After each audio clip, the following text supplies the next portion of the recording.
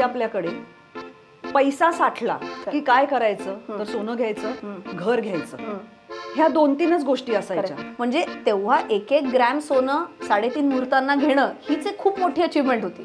आता समजा मला सोनं घ्यायचं असेल तर माझा नवरा किंवा असे जगातले असंख्य बायकांचे नवरे पहिली गोष्ट काय म्हणतात, ही डेड इन्व्हेस्टमेंट आहे, नका तुम्ही सोन्यात एवढे पैसे गुंतवू, कारण ह्याचं तुम्ही काय करणार आहात. जेव्हा तुम्ही घर घेता किंवा जेव्हा तुम्ही सोनं घेता तेव्हा त्याच्यामध्ये कुठेतरी भावनिक गुंतवणूक पण असते. म्युच्युअल फंड्स किंवा SIP वगैरे ह्या ज्या गोष्टी आहेत याच्यामध्ये तशी डायरेक्टली भावनिक गुंतवणूक नसते. तुम्ही श्रीमंत किती कमवता ह्याच्यावरनं होत नाही, तुम्ही मनी मॅनेजमेंट कसं करता ह्याच्यावरून तुमची खरी श्रीमंती ठरते. हल्ली कसं झालंय, मुलांच्या हातात पैसाही खूप लवकर यायला लागलाय. पैसा खर्च करण्याचे मार्ग सुद्धा सोपे झाले. डेफिनेटली आता सगळं ऑनलाईन झालंय. हातात क्रेडिट कार्ड झालेत, डेबिट कार्ड झालेत, तुम्ही ऑनलाईन खरेद्या प्रचंड करू शकता. ह्या सगळ्यामध्ये तो पैसा किती भसाभसा जातोय हे कळत नाही. हे कसं थांबवावं. नमस्कार, मी मुग्धा गोडबोले. आर पार वुमन की बात मध्ये पुन्हा एकदा तुम्हा सगळ्यांचं मनपूर्वक स्वागत. आणि आज आपल्याशी गप्पा मारायला आली आहे एक पुण्यातली सदाशिव पेठेतली मुलगी, जिनी जागतिक स्तरावर तिच्या क्षेत्रातल्या तिच्या एक्सपर्टीजमुळे नाव कमावलं आहे. आणि आज ती एका अतिशय अवघड आणि आपल्यापैकी बऱ्याच जणींच्या दृष्टीने अगम्य अशा विषयावर खूप सोपं करून काहीतरी आपल्याला सांगणार आहे. रचना रानडे. थँक्यू. CA रचना रानडे. धन्यवाद. आपण आय थिंक आज 3ऱ्या-4थ्यांदा वगैरे भेटतोय आणि रानडे जो एक फ्लेवर आहे आपल्यामध्ये त्याच्यात एकदम भारी होणार आहे पॉडकास्ट असं मला आधीच एक फिलिंग येतंय. त्याच्यामुळे उगाच मला तुझ्याविषयी विशेष प्रेम वाटतंच आणि तू आहेसच खूप जुनी ओळखीची असं मला वाटायला लागतं. आणि काय आहे रचना, म्हणजे मला माहितीये की तू फार ह्या गोष्टींमध्ये वेळ घालवत नाहीस, पण तुझे सतत व्हिडिओ सुरू असतात आणि तू सतत लोकांसमोर असतेस. त्याच्यामुळे तू काही गोष्टी कराव्यास असं मला वाटतंय, म्हणून मी तुला ते देते. हे बर्वा स्किन थेरपी कडून तुझ्यासाठी एक विशेष गिफ्ट. क्या बात आहे. हे बघून मी म्हणते बर वा वा बर बर वा वा वा. तर ह्यांचं अगं स्किन थेरपी ह्यांची जी प्रोडक्ट्स असतात ना ती ऑर्गॅनिक गोष्टींपासून बनवलेली असतात. म्हणजे त्यांच्या लिपस्टिक्स असतात त्या तुपापासून बनवलेल्या असतात. हो हो. आणि बेसिकली भारतीय कॉस्मेटिक्स आहेत ह्यांची आणि फार सुंदर आहे. तू वापरून बघ. ह्याच्यामध्ये त्यांचं एक मला वाटतं सनस्क्रीन लोशन आहे आणि एक मॉइश्चरायझर आहे. बढिया. आणि तू पुण्यात राहतेस त्याच्यामुळे पुण्याची हवा सध्या इतकी वाईट झाली की या गोष्टींची गरज आहे, त्यामुळे तू ते वापर. प्लीज रिमाइंडर्स पण देते वापर. नाही पण तू हे एकदा वापर, मग तुला रिमाइंड करण्याची गरज नाही. नक्की नक्की नक्की. थँक्यू. मला तुला एक प्रश्न हाच विचारायचा आहे की मुळात तू CA आहेस, चार्टर्ड अकाउंटंट आहेस, आणि आत्तापर्यंत आमच्या सगळ्यांच्या आयुष्यामध्ये CA म्हणजे साधारणपणे फायनान्शियल इयर एंड होण्याची वेळ आली की असा एक माणूस की जो आपल्याला सांगतो की तुमचं वर्षभराचं काय आहे ते सगळं अकाउंट मधलं मला द्या, मग टॅक्स कसा वाचवायचा हे तो माणूस आपल्याला सांगतो. ह्याच्या पलीकडे फायनान्शियल प्लॅनर्स असतात, फायनान्शियल अनालिस्ट्स असतात. हे सगळं आम्हाला आत्ता कळायला लागलंय. मग ह्याचं कारण काय? लोकांकडे आत्ता म्हणजे गेल्या काही वर्षात पैसा जास्त यायला लागलाय हे आहे का काय आहे? 100% उत्तरच तू दिलेलं आहेस. कारण म्हणजे आता मी काय म्हणते की आत्ताची जी पिढी आहे ना ते काय म्हणतात की आता आम्ही जरा स्टॉक्समध्ये गुंतवतो पैसे, म्युच्युअल फंड्समध्ये गुंतवतो. आणि बरेच मुलं किंवा मुली मला असं थोडं क्रिप पण करतात, अरे आमच्या आईबाबांनी केलं असतं तर किती बरं झालं असतं, तेव्हा जर शेअर्स घेतले असते तर आज किती वाढले असते. तर म्हटलं आईबाबांशी एकदा बोलून बघा की ते जेव्हा तरुण होते तेव्हा काय परिस्थिती घरात होती. आय थिंक पुण्यामध्ये हे खूप नॉर्मल होतं की एक 8x8ची खोली किंवा 10x10ची खोली आणि त्याच्यात राहणारे 10पेक्षा जास्ती जण. आता एवढी बिकट परिस्थिती मेजॉरिटी जणांची जेव्हा होती तेव्हा कुठलं स्टॉक मार्केट आणि काय शक्य होतं का? म्हणजे तेव्हा 1-1 ग्रॅम सोनं 3.5 मुहूर्तांना घेणं हीच एक खूप मोठी अचीवमेंट होती. सो तेव्हा हे करणं अशक्य होती गोष्ट. त्या पिढीने खूप स्ट्रगल केलं, म्हणजे माझ्या आईबाबांच्या पिढीने खूप स्ट्रगल केलं. आणि त्यांनी आय थिंक ज्या आपण रोटी कपडा मकान आपल्या ज्या बेसिक गरजा आपण जे म्हणतो त्या त्यांनी एक फुलफिल केल्या. माझ्या पिढीला हे एक ॲडेड ॲडव्हान्टेज मिळालं की आम्हाला या गोष्टींसाठी चिंता करायची गरज नाही, आता इथून पुढे बिल्ड कसं करायचं हे आमच्या पिढीचा फोकस जास्ती आला. आणि म्हणून जेव्हा हा एक्स्ट्रा पैसा यायला लागला तेव्हा ह्याचं करायचं काय हा प्रश्न ॲटलिस्ट पडायला लागला. आणि मग आय थिंक सोशल मीडियाच्या माध्यमातून जे एक इन्फॉर्मेशन लोकांपर्यंत जाणं इतकं सोपं झालं. म्हणजे 2000 मी जेव्हा हे सगळं शिकायला लागले 2006 पासून वगैरे, तेव्हा काहीच नव्हतं. म्हणजे टीव्हीच्या थ्रू जे काय शिकता येईल तेवढं, बुक्सच्या थ्रू जेवढं शिकता येईल तेवढं. बट समोरनं एखादी शिक्षिका आहे, एखादा शिक्षक आहे की जो आम्हाला व्यवस्थित समजावून सांगेल की गुंतवणूक काय असते, काय प्रकारचे असतात, काहीच नव्हतं. सगळं सेल्फ लर्निंग मोडमधनं मी गेले. आणि आय थिंक 2016-17च्या आसपास जिओने जे एक रेव्होल्युशन केलं इंटरनेटचं, की फ्री इंटरनेट असेल किंवा खूप स्वस्तात इंटरनेट असेल, ते क्लब्ड अप विथ कोरोना, की जिकडं लोकांना घरी बसायची संधी मिळाली, काही नवीन अपस्किल करण्याची संधी मिळाली. हे दोन्ही इतकं चांगलं जुळून आलं की माझ्यासारख्या शिक्षिकांनाच असं म्हणता येईल ही एक संधी मिळाली की जे मिळवलेलं ज्ञान आहे ते लोकांपर्यंत पोचता यावं. म्हणजे मी सगळ्यांना हेच सांगते की आजही मी शिक्षिकाच आहे, फक्त आता क्लासरूममध्ये शिकवायच्या ऐवजी क्लासरूमच्या भिंती गायब झालेल्या आहेत. कोणीही विद्यार्थी जगाच्या कुठल्याही कोपऱ्यातनं शिकू शकतो. आणि त्याच्यामुळे आय थिंक पैसा आहे का तर आहे, पण सगळ्यात महत्त्वाचं लोकांना ती एक जाणीव झालेली आहे की आपल्याला हा जर पैसा मोठा करायचा असेल तर money has to grow itself. मी ॲक्टिव्हली प्रत्येक वेळेला श्रम करायची गरज नाही, पॅसिव्हली पैसा वाढला पाहिजे, ही जाणीव निर्माण झाली. आणि म्हणून आय थिंक हा एक content creation in the field of finance ह्याला एक चांगलं महत्त्व मिळायला लागलं. पण ते काय आहे की आता 2 मुद्दे आहेत ह्याच्यामध्ये, की पूर्वी आपल्याकडे पैसा साठला की काय करायचं, तर सोनं घ्यायचं, घर घ्यायचं, ह्या 2-3च गोष्टी असायच्या. म्हणजे प्रत्येकाकडे स्वतःचं घर आहे. मग मध्ये एका काळात लोकांना फार्म हाऊसेस घ्यायची एक हाऊस आली होती, किंवा आत्ताच्या पेक्षा थोडंसं मोठं घर घ्यायचं, किंवा मग पैसा साठला की मग सोनं घ्यायचं, कारण मुलांची लग्न, मुलींची लग्न वगैरे वगैरे असायचे.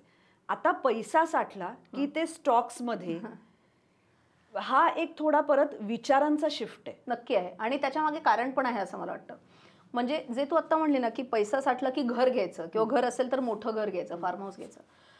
एक काळ मध्यंतरी असा आला होता की रिअल इस्टेटमध्ये भयंकर रिटर्न्स मिळायचे. म्हणजे एखाद्याने जर 90च्या दशकामध्ये किंवा अगदी 2000च्याही सुरुवातीला वगैरे जर घर घेतलं असेल तर त्यांना ट्रिमेंडस रिटर्न्स मिळालेले आहेत त्याच्यावरती. पण जर तू आत्ताच्या काळात बघितलंस, म्हणजे मी मुंबईचं रिअल इस्टेट एवढं ट्रॅक नाही करत, बट पुण्याचं मी तुला नक्की सांगू शकते की हे जो कोर एरिया आहे पुण्यातला, म्हणजे पेठ एरिया म्हणा, कोथरूड म्हणा, सिंहगड रोड, बावधन, आपल्या दृष्टीने जे पुणे आहे एक्झॅक्टली आजूबाजूला वाढलेलं पुणंच वाटत नाही. एक्झॅक्टली. सो हे जे कोर एरियाज आहेत ना, ह्याच्यात जेमतेम 2%, 3% एवढ्यानी हार्डली रेट्स वाढलेले आहेत. मग असा विचार येतो लोकांना की अरे 3%नी जर वाढ मिळणार असेल त्याच्यापेक्षा मी सेव्हिंग अकाउंटमध्ये पैसे ठेवतो, निदान मला हवेत तेव्हा तरी पैसे मिळतील. सो रिअल इस्टेट एवढं लुक्रेटिव्ह राहिलं नाही, जेणेकरून लोकांना ते लक्षात यायला लागलं की अरे हे नाही तर मग काय. मग सोनं लोक बघायला लागले, तर सोन्यामध्ये सुद्धा येत होते रिटर्न्स, नाही असं नाही, पण सगळाच पैसा थोडी ना सोन्यात टाकणार आहे, अजून काय. आणि स्टॉक मार्केट हे एक अशी एक गुंतवणुकीची एक अपॉर्च्युनिटी आहे जी सगळ्यांनाच खूप अशी म्हणजे सोन्यापेक्षा जास्ती चमकणारी वाटते खरं तर. बट त्याच्यातलं ज्ञान नसतं बऱ्याच जणांना. आय थिंक स्कॅम 1992 हा जो ही जी एक वेब सिरीज आली होती, सेबीनी जेवढं इन्व्हेस्टर अवेअरनेस केला नसेल तेवढं awareness in what ever sense you can say, not in the correct sense of course, but लोकांना माहिती आणि त्याच्याबद्दलचं अट्रॅक्शन खूप जास्ती त्या सिरीजने आलं.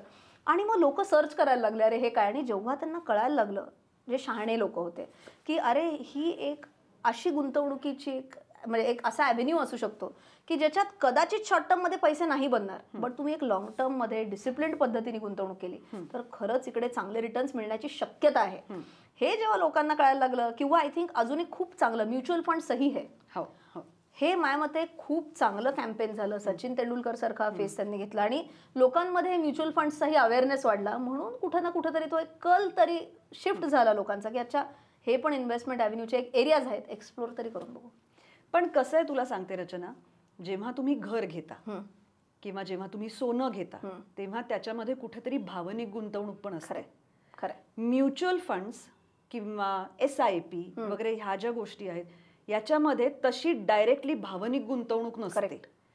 आणि अजूनही आपल्याकडे विशेषतः बायका त्या भावनिक गुंतवणुकीतनं बाहेर येऊ शकत नाहीत. म्हणजे मला सोनं का घ्यायचंय, आता समजा मला सोनं घ्यायचं असेल तर माझा नवरा किंवा असे जगातले असंख्य बायकांचे नवरे पहिली गोष्ट काय म्हणतात, ही डेड इन्व्हेस्टमेंट आहे. नका तुम्ही सोन्यात एवढे पैसे गुंतवू, कारण ह्याचं तुम्ही काय करणार आहात पुढे. बरं, ही गोष्ट खरीच आहे की उद्या खरंच काहीतरी अशी वेळ आली आहे की कुठून तरी मला एक्स्ट्रा पैशांची गरज आहे, तर मी बाजारात जाऊन माझं सोनं विकणार आहे का, तिथपर्यंत मी जाणार आहे का? तर खरं सांगायचं तर काही लगेच नाही. मग तुम्ही ते दागिने घेऊन काय करणार? पण तरी सुद्धा शेवटी ते दागिने आहेत, ते आपण अंगावर मिरवणार असतो. तर ह्याचा ही जी भावनिक गुंतवणूक हा जो एक बायकांच्या दृष्टीने जरा गंभीर प्रश्न आहे, त्याच्याविषयी तुझं काय मत आहे? भावनिक गुंतवणूक कधीच नसायला पाहिजे. ओके, पैशांमध्ये असं तुझं? पैशांमध्ये, हा, नात्यांमध्ये भावनिक गुंतवणूकच पैशामधली गुंतवणूक ही इकडनं झाली पाहिजे, इकडनं नाही झाली पाहिजे. सिंपल. ओके, तुम्ही जेव्हा सोन्यात एखादा दागिना घेतला, त्याच्या मागे काही भावना असतील की माझ्या नवऱ्याने अमुक अमुक दिवशी हे मला घेतलं, तुम्ही कसं विकू शकणार आहे? ते अशक्य आहे विकणं. कधी एखाद्या व्यक्तीने प्रयत्न करावा, म्हणजे ते असं मूवीजच्या सुरुवातीला येतं बघा, असं की एक डिस्क्लेमर असतं की don't try this, it can be injurious. Correct. तसं तुम्ही सोन्यात जर एखादा दागिना वगैरे गुंतवलेला असेल पैसे, आणि जर घरी आईशी बोलून बघा हे की मी हे विकू का, तर असं करू नका, इट कॅन बी इंजुरियस. कानाखाली पडेल. सो घरातले कुठलीच वडीलधारी माणसं तुम्हाला सोनं विकूनच देणार, म्हणजे ही वेळ आली आपल्यावर, इथपासून सुरुवात होईल. सो गुंतवणूक ही अशी करावी की ज्याच्यात भावना नाहीत, आणि जेव्हा मला हवाय तेवढा परतावा मिळाला तेव्हा मला ते विकता आली पाहिजे. म्हणजे आम्ही स्टॉक्सच्या बाबतीत पण असं म्हणतो, नेव्हर मॅरी एनी स्टॉक. तुम्ही, कारण जर त्या स्टॉकमध्ये भावना आल्या ना की तो तुम्ही कितीही खालती जायला लागला ना तरी असं वाटतं नाही येईल, कधी ना कधीतरी वरती येईल. हे नाही पाहिजे. तुम्हाला त्याचा अभ्यास केलेला पाहिजे, आणि त्या अभ्यासाप्रमाणे तुमचं टार्गेट मीट झालं, बाहेर पडा. सो हे जेव्हा तुम्हाला जमेल ना तेव्हा तुमच्या गुंतवणुकी अजून खूप चांगल्या होतील. फार फार महत्वाची गोष्ट आहे, माझ्यासारख्या माणसांसाठी तर फारच महत्वाची गोष्ट आहे. पण काय होतं तुला सांगते, आता हे SIP, स्टॉक वगैरे वगैरे, हे ना सर्वसामान्य माणसांसाठी मुळात शब्दच कठीण असतात. त्याच्यामधले म्हणजे अभ्यास करायला बसल्यानंतर ते कळतं, नाही असं नाही, पण मुळात त्याची भीती वाटते. ही भीती कशी घालवावी? CA रचना रानडे मराठी मराठी चॅनल आहे, आणि एक इंग्रजी कम्फर्टेबल असेल तर CA रचना फडके रानडे चॅनल आहे. सबस्क्राईब करा, बेल आयकन प्रेस करा.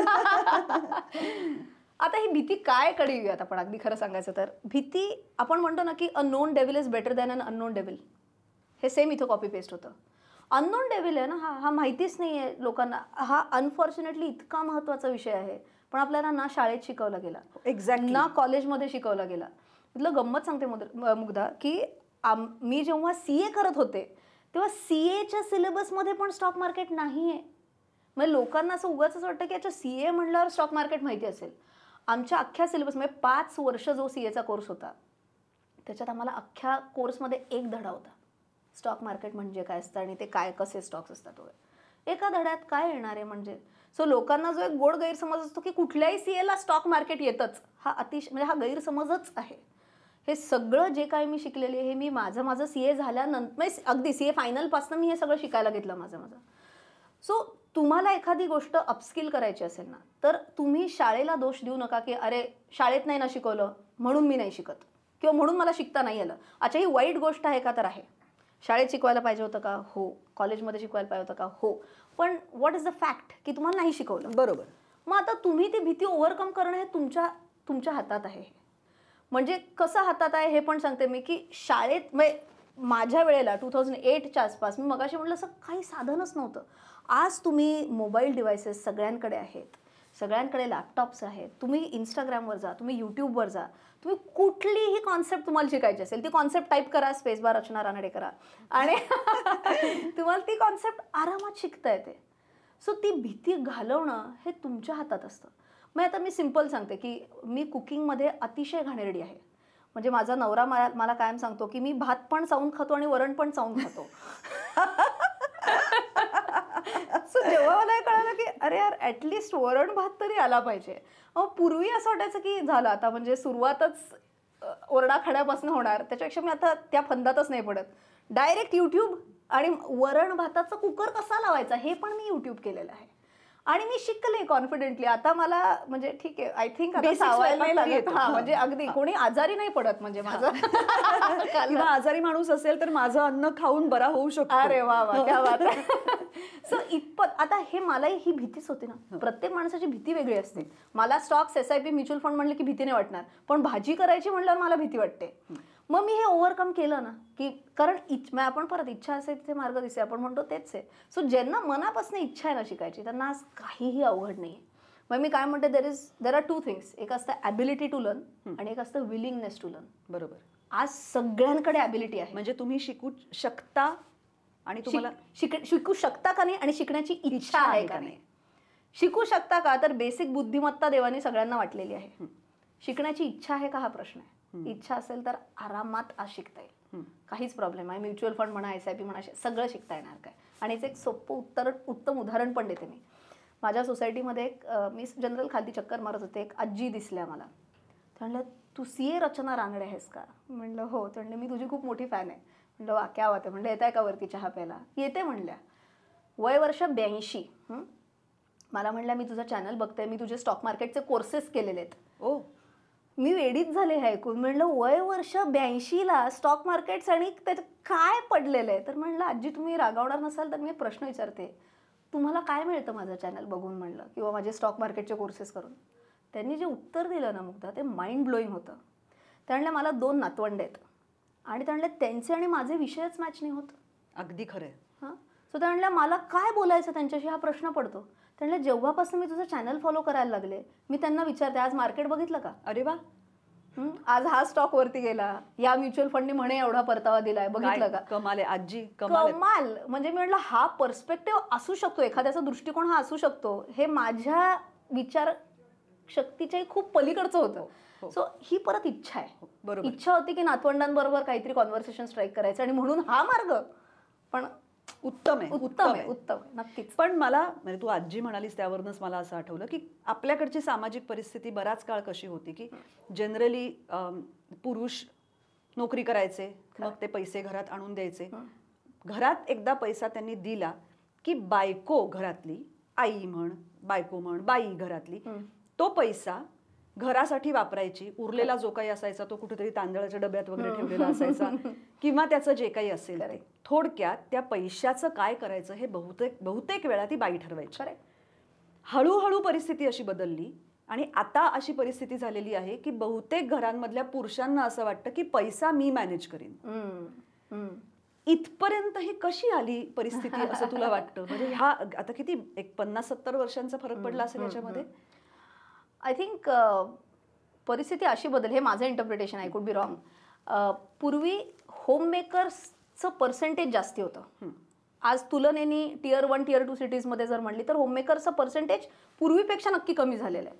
मुली कमावण्याकडे जास्ती लक्ष देतात. म्हणजे रादर दॅन अर्न, म्हणजे अर्न आणि लर्न अशा 2 ज्या मुख्य महत्वाच्या गोष्टी आहेत, ते अर्नकडे जास्ती लक्ष देतात रादर दॅन लर्न.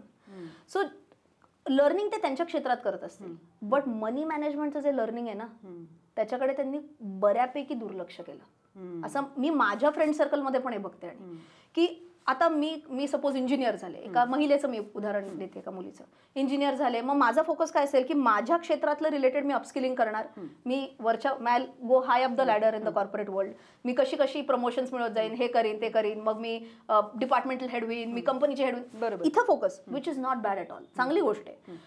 पण फक्त पैसे कमवण्याकडे लक्ष देऊन कसं चालेल? मी म्हणेन सगळेच पैसे कमवतात. तुम्ही श्रीमंत किती कमवता ह्याच्यावरनं होत नाही, तुम्ही मनी मॅनेजमेंट कसं करता ह्याच्यावरनं तुमची खरी श्रीमंती ठरते. म्हणजे थोडक्यात आपल्याकडे जे महिलांचं सबलीकरण म्हणतो आपण, किंवा काय विमेन एम्पॉवरमेंट हा सध्याचा एक महत्त्वाचा विषय झालेला आहे. याच्यामध्ये बायका शिकल्या आणि त्या नोकरी करायला लागल्या, काम करायला लागल्या, पण त्यातून जो पैसा येतो त्याची गुंतवणूक करायला अजून त्या तितक्याशा शिकलेल्या नाही. आणि शिकायची इच्छा आहे का हा पण मला काही वेळेला प्रश्न पडतो. म्हणजे मी किती माझ्या मैत्रिणी अशा बघितल्या आहेत की ज्या अगदी म्हणजे कौतुकाने सांगतात, finance is not my cup of T. म्हणलं का? पण म्हणजे कोणी ठरवलं हे it's not my cup of T? किंवा काही महिला अशा आहेत की ज्या म्हणतात आमचे हे सगळं फायनान्सचं बघतात का? मी म्हणलं ठीक आहे, डिसिजन त्यांना घ्यायचे आहेत ना तुम्ही. मी म्हणते ह्याच्यात वाईट पण नाही. चला म्हणजे प्रत्येक घरामध्ये खूप कामं असतात जी आपण आपल्या सोयीनुसार वाटून घेतली असतात. फायनान्सची डिसिजन्स नवरा घेणार आहे हे तुम्ही ठरवलंय का? ओके, मी तेही ओके म्हणते. म्हणलं पण निदान तुम्हाला माहिती आहे का की ते काय डिसिजन्स घेत आहेत? निदान तेवढं तरी माहिती पाहिजे की आपले किती आजपर्यंत कमावलेले पैसे किती आहेत, ते कुठे कुठे गुंतवलेले आहेत, त्याच्यातनं खरंच परतावा मिळतोय का? मी तुला काहीही उदाहरणं देऊ शकते. म्हणजे की माझी एक मैत्रीण आहे, दोघंही CA आहेत आणि तिच्या नवऱ्याला रिअल इस्टेट खूप आवडतं. सो त्यांनी ठीक आहे रिअल इस्टेटमध्ये गुंतवावे पैसे, पण सगळे म्हणजे त्यांचं रिअल इस्टेट सोडून कुठेच नाहीये गुंतवणूक. आणि आत्ता जो 2020च्या आसपास जो एक ड्राय स्पेल आलाय रिअल इस्टेटमध्ये, ती म्हणली अगं म्हणजे त्यांनी तिच्या आईबाबांकडनं पैसे घेऊन, त्याच्या आईबाबांकडनं पैसे घेऊन, काही मित्रमैत्रिणींकडनं पैसे घेऊन, आणि मला वाईट वाटतं हे CA आहे ते सांगायला, पण सगळे रिअल इस्टेटमध्ये गुंतवून ठेवलेत आणि किती किती परतावा येतोय? 1% 2%. म्हणजे काय? सो इथे ना म्हणजे असं ज्यांना एक गोड गैरसमज आहे ना की सगळे फायनान्शियल डिसिजन्स बरोबरवाले फक्त पुरुष घेऊ शकतात, असं नाहीये. मी कायम म्हणते की कुठल्याही पुरुषाने माझ्यासमोर यावं आणि चॅलेंज करून सांगावं की आजपर्यंत माझी एकही गुंतवणूक चुकलेली नाही. ओपन चॅलेंज आहे की त्यांनी प्रूव्ह करावं की लेट अस से मी स्टॉक्समध्ये पैसे गुंतवतोय, मी गेले 5 वर्ष वेगळ्या वेगळ्या स्टॉक्समध्ये पैसे गुंतवलेत आणि एकाही स्टॉकमध्ये मला लॉस नाही झालेला आहे, असं कोणीच नाही सांगू शकत. राकेश झुंझुनवालाजी सारखे मोठे इन्व्हेस्टर जे होऊन गेले, वॉरन बफे सारखे मोठे गुंतवणूकदार, त्यांनी पण चुका केलेल्या आहेत. मग महिलांनी हे लक्षात घ्यावं की चुका करणं हे काही वाईट गोष्ट नाहीये. You never start from scratch. चूक झाली तरी you start with an experience. Absolutely correct. So तुम्ही तुमच्या अनुभवातनं शिकत असता, तो अनुभव तुमच्या गाठीशी बांधा आणि तिथून पुढे परत तुमची जर्नी सुरू करा. सो हा एक कॉन्फिडन्स येणं खूप महत्वाचं आहे मोठा. तो एक कॉन्फिडन्स आला ना की ठीक आहे मी पण करू शकते. मी काय म्हणते आता हा कॉन्फिडन्स कसा येईल हा एक पुढचा प्रश्न असू शकतो. मी म्हणते स्टार्ट स्मॉल. तुम्हाला आता खात्री नाहीये ना, तुम्हाला वाटतं ना नवराच पैसे मॅनेज करतो. आपण एक उदाहरण म्हणून पकडूया. तुम्ही 50,000 रुपये कमवता, त्यातले 20,000 रुपये तुमचे 30,000 रुपये खर्च होतात. चला 20,000 उरतात. 20,000पैकी तुम्ही लेटेस्ट से 15,000 नवऱ्याला द्या आणि त्याला सांगा तू डिसिजन्स घे की कुठे गुंतवायचं काय. 5,000ने तुम्ही सुरू करा. 5,000तले काय 5,000 चुकणार नाहीत, 5,000चे शून्य नाही होणार आहेत. 5,000चे जरी 4,000 झाले, 1,000 रुपयांनी तुमची काही रात्रीची झोप नाही उडली पाहिजे, 2 वेळचं खायचं काय हा प्रश्न नाही पडला. बरोबर. पण त्या 5,000चे जरी 5,500 रुपये झाले ना तरी जो कॉन्फिडन्स येईल ना तो काहीच्या काही असेल. सो हे खूप महत्वाचं आहे. छोटी छोटी पावलं उचलायला सुरुवात केली पाहिजे आणि त्याच्यातनं एक मोठा कॉन्फिडन्स निर्माण करता आला पाहिजे. पण हे तू सांगते आहेस ज्या नोकरी करतात त्यांच्याबद्दल. करेक्ट. अशा असंख्य जणी असतात की ज्या अनेक घरगुती कारणांमुळे घराबाहेर पडून पैसे कमवू शकत नाहीत. पुन्हा एकदा त्यांच्याकडे कुणीतरी कमवून आणलेला पैसा जो असतो तोच असतो, त्याला तुम्ही आन्सरेबल असता. अशा वेळेला हा प्रश्न येतो की मग जर शेवटी कसं आहे तुला सांगते रचना, हा मानवी स्वभाव आहे की ज्याच्या हातात पैसा असतो त्याचा अधिकार असतो. त्याच्यामुळे ज्यांनी पैसा दिलेला असतो त्या माणसाला आपण उत्तर देण्यासाठी बांधील असतो. अशा वेळी तो कॉन्फिडन्स येणं अजून अवघड होतं. खरंय खरंय. हा खूप डीप प्रश्न आहे खरं. म्हणजे मग अशा वेळी मला असं वाटतं की त्याचं शिक्षण आधी घेणं हे जास्त महत्वाचं आहेच. 100%. पण एक साईड आहे शिक्षण घ्यायलाच पाहिजे आणि ते खूप गरजेचं आहे. अशा किती गृहिणी आहेत की ज्या मला माझ्या सोशल मीडिया हँडल्सच्या थ्रू माझ्याशी संवाद साधतात आणि म्हणतात की रचना आम्ही तुझे कोर्सेस केलेले आहेत, आम्ही आता हळूहळू आमचं 500 रुपयांनी नकाविना आपण गुंतवणूक सुरू केलेली आहे. सो हा बदल दिसतोय का? तर नक्की दिसतोय. पण तू जे म्हणलीस ना की जो पैसे देतो त्याचा पैशावर अधिकार आहे, आता हा आपला सोसायटल प्रॉब्लेम आहे. मी असं नाही म्हणत की हा मराठीमध्येच आहे म्हणून हा जागतिक सोसायटल प्रॉब्लेम आहे. हा मनुष्य स्वभाव आहे. उद्या आपणही असंच करू. करेक्ट. मी एखाद्याला उचलून पैसे दिले तर मी विचारणार त्या पैशांचं तू काय केलं. खरंय. सो पण मी काय म्हणते माहितीये का, हे तरी वेगळं झालं. मी एखाद्या व्यक्तीला पैसे उचलून दिले तर मी विचारणार तू काय केलं, ही वेगळी गोष्ट आहे. मी म्हणते तुमचं नवरा बायकोचं नातं आहे ना, मग तुम्हाला असं नाही आवडणार का की तिने पण काहीतरी एक अचीवमेंट केली, नवऱ्याला एक प्राऊड वाटलं पाहिजे की अरे मी माझ्या बायकोला एक अपॉर्च्युनिटी दिली आणि त्याचं तिने सोनं केलं, ह्याच्यात तुम्ही प्राईड घेतली पाहिजे. ना की तुम्ही तिला जर तिच्यातनं काही चूक झाली तर म्हणाल बाय शी काय हे मी मिळवलेल्या पैशातनं तू हे केलंस का. एक चेंजची गरज आहे आणि कुठेतरी हा चेंज आपणच हळूहळू being some sort of influencers आपणच हळूहळू तो रुजवू शकतो लोकांमध्ये. मी एक ह्याचं छोटंसं उदाहरण देते की आत्ता जी लाडकी बहीण योजना जी आत्ता आली होती, तर त्याच्यावरती मी एक व्हिडिओ केला होता माझ्या चॅनलवरती की मिळालेल्या पैशाचं काय. पैसा मिळतोय मान्य आहे, पण हा टेक्निकली स्पीकिंग फुकट मिळालेला पैसा आहे. तुम्ही काय करताय त्याचं, उडवून टाकताय. ठीक आहे, एक इन्स्टॉलमेंट उडवली, काय मला असे फीडबॅक्स मिळाले होते, गौरी गणपती चांगलं केलं आणि काही साडी घेतली, एक इन्स्टॉलमेंट फुकट तुम्ही स्पेंड केली, 2 केलं, पुढं काय करणार आहे. पण तू माझ्या चॅनलवरच्या त्या व्हिडिओच्या खालच्या कमेंट्स बघ, त्याच्यात इतक्या सुंदर कमेंट्स आहेत की त्यांना आम्ही तुझ्याकडनं शिकलो आणि 500 रुपयाची पोस्टात RD सुरू केलेली आहे किंवा 500 रुपयांची लेटेस्ट आहे आम्ही एक SIP सुरू केलेली आहे. अशा कमेंट्स आहेत माझ्या चॅनलच्या त्या व्हिडिओच्या खाली. सो जे तू म्हणते ना शिक्षण, आज हे शिक्षण फुकट अवेलेबल आहे. तुम्ही सोशल मीडियावर जा, एखादा चांगला कॉन्टेंट क्रिएटर ज्याच्याकडनं तुम्हाला कळतंय समोरची व्यक्ती काय सांगते ते बघा आणि त्याच्यातनं हळूहळू तुमचं सबलीकरण होतच असतं या प्रोसेसमधनं. ही झाली महिलेच्या साईडनी शिक्षण घेणे आणि इन्व्हेस्ट करणे. पण पुरुषाची साईड ही तेवढीच महत्त्वाची आहे की don't hold her responsible for anything and everything. बरोबर. तिलाही ती अपॉर्च्युनिटी द्या, तिच्याकडनंही चुका घडतील, घडू देत, तिला तो कॉन्फिडन्स द्या की अगं मी पण चुकलो होतो कधीतरी, माझ्याही यातनं सगळे डिसिजन्स बरोबर येतातच असं नाही, हळूहळू येईल. काय चुकलं त्याची नोंद कर, कशी ती चूक रिपीट नाही होणार ह्याच्यासाठी काहीतरी ॲक्शन प्लॅन बनव आणि पुढे जा. सो हा जर कॉन्फिडन्स नवऱ्याने दिला ना, तर आय थिंक त्यालाही हे एक कळालं पाहिजे नवऱ्याला की त्याचंही काम हलकं होतंय. बरोबर. आणि खरं ही किती चांगली गोष्ट आहे की जर घरातली बाई शिकली आणि ती घरात असेल, ती त्यात लक्ष घालू शकणार असेल, तर त्याच्या डोक्यावरचं केवढं प्रेशर कमी होईल. एक काम कमी झालं, एक प्रेशर कमी झालं. आणि मग तुम्ही फक्त वाटलं सर हळूहळू हँड होल्डिंग करा ना, थोडं रिव्ह्यू करा, थोडंसं सांग की अगं हे असं नाही, हे असं करून बघ.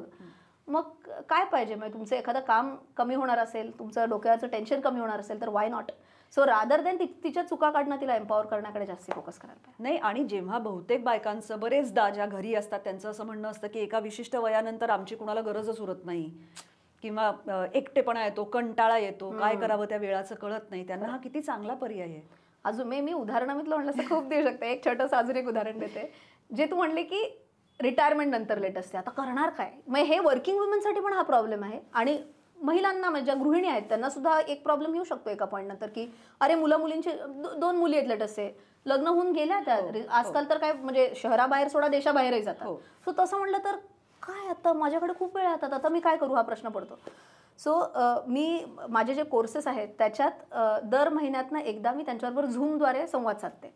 तर एका आजींनी असंच मला खतरनाक प्रश्न विचारले बरं का काही. तर म्हटलं तुम्ही जे प्रश्न विचारतायत नाही कमाल प्रश्न आहेत. तर मी त्यांना विचारलं तुम्ही काय फायनान्स फील्डमधनंच जॉब करत होता का. त्यांना नाही. म्हटलं मग तुम्ही काय करायचं इफ आय मे आस्क. त्यांना मी DRDOमध्ये सायंटिस्ट होते. बापरे. आणि त्या म्हणल्या की मी 30 एक वर्ष वेगळ्या वेगळ्या डिफेन्स इक्विपमेंट्समध्ये काय एन्हान्समेंट्स होऊ शकतात ह्याच्यावरती मी माझं अख्खं करिअर काम केलं. आणि मला कायम एक सल मनात राहिली की म्हणजे मिसाईल्स, रॉकेट्स, अमुक तमुक सगळं मला येतं, पण मिळालेल्या पैशाचं काय करायचं त्याचं मला काहीच येत नाही. ते रॉकेट कधी उडत नाही माझं पैशाचं. तर त्यावेळेला मी ठरवलं होतं की जेव्हा मी रिटायर होईन तेव्हा पहिली गोष्ट मी शिकणार म्हणजे की माझे पैसे मी कसे मॅनेज करायचे. क्या बात आहे. सो जे आपण म्हणतो ना age is just a number. Correct. हे इतक्या वेळेला माझ्या वेगळ्या वेगळ्या अनुभवांमधनं मला प्रूव्ह होऊन येतं ना की ज्या महिलांना असं वाटतं ना की अरे माझ्याकडे वेळ आहे किंवा मला आय टोटली अंडरस्टँड की गृहिणी असतील तरी तुमच्याकडे जगातला सगळा वेळ नसतो, मला मान्य आहे. पण मुलं शाळेला गेली, कॉलेजला गेली, नवरा ऑफिसला गेला, आय एम शुअर तुम्हाला दुपारचा 1 तास तरी नक्की मिळतो. कुठल्याही गृहिणींनी मला हे सांगू नये की 1 तास पण नाही मिळत. तो 1 तास तुम्ही गुंतवा ना, स्वतःमध्ये गुंतवा की तुम्ही नवीन काहीतरी शिका. एखादं पुस्तक असेल फायनान्सशी रिलेटेड, एखादा चॅनल असेल, तो तुम्ही हळूहळू करत you become a better version of your self. आणि जेव्हा तुम्ही काहीतरी गोष्टी घरात सांगायला लागता ना तुमचा पण भाव वाढतो घरातला, तुमच्यामधलाही तो एक इंटेलिजन्स वाढतो.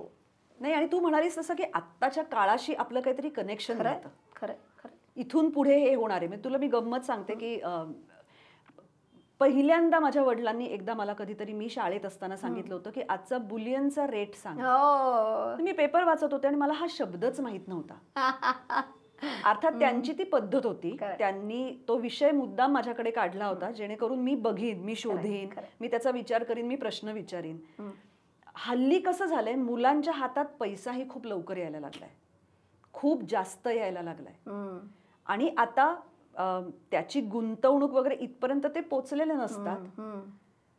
बरं, तू म्हणालीस तसं सोशल मीडियावरती अवेलेबल सगळं आहे रचना, पण पुन्हा एकदा त्याच्यात सुद्धा गोंधळ आहे की कुणाचं आपण ऐकायचं हे कळत नाही. त्याच्यात भयंकर कन्फ्युजिंग एक एक काहीतरी म्हणजे जाहिराती प्रचंड रिअल इस्टेटच्या येत असतात, ज्या बघून ऍस्पिरेशनल बाईंग ज्याला आपण म्हणतो ते लोकांचं खूप वाढलंय, डोळे मोठे झालेत, खूप काय काय नवीन नवीन गोष्टी घ्याव्याशा वाटतात, पण हातातला पैसा कसा आपण त्याचं पुढे काय करायचं हे मुलांना शिकवत नाही. खरं. कुठून सुरुवात करावी? तुझा मी एक व्हिडिओ बघितला होता ज्याच्यात तू असं सांगितलं होतंस की तू 9वीत वगैरे असताना पहिल्यांदा गुंतवणूक केली होती. करेक्ट. आता मी हे मुलांचं मी दोन्ही सांगते की मुलांच्या हातात मिळणारा पैसा आणि गुंतवणूक हे आपण 2 भागांमध्ये. कारण तू काय म्हणालीस की बाई शिकली की कुटुंब शिकतं असं आपल्याकडे जे म्हटलं जातं, ते बायकांनी कशा पद्धतीने हे विषय मुलांकडे इंट्रोड्यूस करावे. करेक्ट. सो मला कसं इंट्रोड्यूस झालं होतं हे पण सांगते आणि मग आजकालच्या मुलांकडे पण तोही इंटरेस्टिंग किस्सा आहे ना. माझी आई खरं आर्ट्स बॅकग्राऊंडची आहे. माझी आई MA विथ इंग्लिश झालेली आणि तसं म्हटलं तर तिचा आणि फायनान्सात काहीच संबंध नाही. बट ती हळूहळू करत तिच्या पद्धतीने ती शिकायची. माझे वडील फायनान्समध्ये होते आणि तिने सांगितलं मला कधीच पिगी बँक अलाउड नव्हती. अच्छा. म्हणजे आई मला काहीतरी 5वी 6वीत असल्यापासून आई वडील मला पॉकेट मनी दोघे द्यायचे. मला मोठा भाऊ आहे तोही CA आहे आणि दोघांना पॉकेट मनी मिळायची आणि सांगितलं असायचं की प्रत्येक खर्च लिहून काढायचा. म्हणजे अगदी सायकलमध्ये हवा भरली 25 पैसे असे वगैरे लिहिलेले माझ्याकडे डायरी असायची. आणि मग महिन्याच्या शेवटी जो कोण जास्ती सेव्ह करेल त्याला काहीतरी एक 5-10 रुपये एक्स्ट्रा मिळायचे. आता ही पण एक किती चांगली शिकवणूक मला शिकवण चांगली मिळाली मला की मिळालेला पैसा त्याचं अकाउंटिंग करायचं असतं की पैसा कुठं जातोय हे तुम्हाला माहिती पाहिजे. त्याच्यातनं एक सेव्हिंगचं टार्गेट असलं पाहिजे आणि ते सेव्हिंगचं टार्गेट अचीव्ह झालं की आपल्याला एक रिवॉर्ड मिळतंय. हे किती छोट्या आणि सोप्या पद्धतीतनं लहानपणापासून हे माझ्या मनात रुजायला लागलं होतं. दुसरी गोष्ट मला आई कायम सांगायची की घरात पैसे नाही ठेवायचे, बँकेत जाऊन यायचं. मग मला इतकंही आठवतं की मी आणि आई बँकेत जायचो. मग ती मला पेन स्लिप भरायला लावायची. कधी लागलं काही पैसे घरात खर्चासाठी तिला काढायचे असतील तर मी विड्रॉल स्लिप भरून द्यायचे. सो तिकडे येणारे सिनियर सिटीजनचे पण मी म्हणायचे मी आजी मी भरून देते. असंही मला काही लहानपणाचे किस्से आठवत आहेत. सो एक इंटरॅक्शन एक एक्सपोजर जे आपण म्हणतो ते मला खूप आधी मिळालं. मग मला आठवतंय की 9वी नाही ते ऍक्च्युली असं 9वी पर्यंत वगैरे माझ्या FDs छोट्या छोट्या रकमेच्या 500 रुपये असतील जे काय असेल ते आधीपासून होत्या.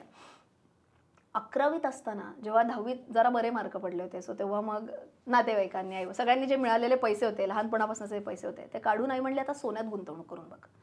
ऑफकोर्स तिला स्टॉक्सचं एक्सपोजर नव्हतं, तिला म्युच्युअल फंडचं नव्हतं, तिला जे बेस्ट पॉसिबल होतं तिने सोन्याचं मला सांगितलं. म्हणलं हरकत नाही.